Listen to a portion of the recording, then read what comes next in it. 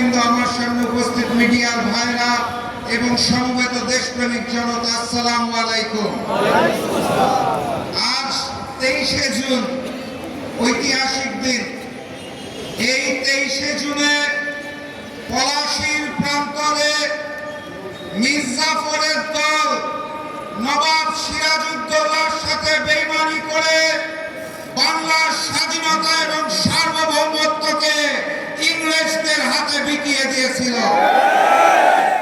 আজ সেই 23শে জুন, যেদিন অপরাজনৈতিক সন্ত্রাসী সংগঠন আওয়ামী লীগের জন্ম হয়েছিল, সেই আওয়ামী লীগ পলাশীর বেইমানির চেতনাকে ধারণ করে বাংলাদেশ হত্যা করে, গণহত্যা চালিয়ে বাংলাদেশের স্বাধীনতা এবং সার্বভৌমত্বকে হিন্দুস্তানের কাছে বিকিয়ে দিয়েছিল।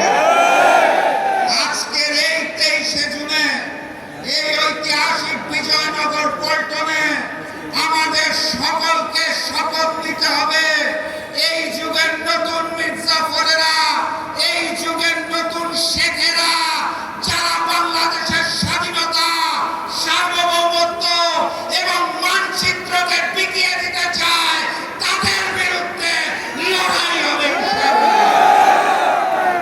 আজকে আমরা এখানে সমবেত হয়েছি গুম, খুন, গণহত্যার বিচারের দাবিতে।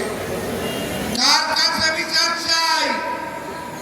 যারা মুখে বলে আওয়ামী লীগকে চায় না, আবার ওই মুখেই বলে পরিচয় বদলে আওয়ামী লীগের লোকেরা নাকি স্থানীয় সরকার নির্বাচনে অংশ নিতে পারবে। মুখে এক আর তলে তলে ওই হিন্দুস্তান আর আওয়ামী লীগের সাথে সম্পর্ক রেখে যারা নতুন ফ্যাসিজম কায়দা শুরু করেছে, তাদের কাছে বিচার চেয়ে কোনো লাভ নাই। ওসমান আলীর হত্যাকারীরা কোথায়? গণহত্যাকারী ফাঁসির শেখ হাসিনা কোথায়? তাদের দেশে নিয়ে এসে ফাঁসির কাস্টে ঝুলানোর জন্য এই সরকারের পক্ষ থেকে কোনো পদক্ষেপ দেখা যাচ্ছে না।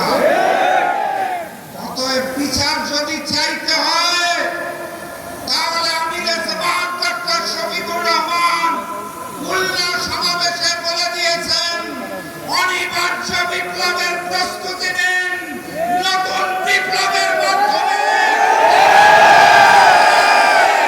সকল হত্যার বিচার হবে। সবাই প্রস্তুত আছে? বিজয় ইনশাআল্লাহ। বিজয় জীবন অথবা মৃত্যু। আসসালামু আলাইকুম।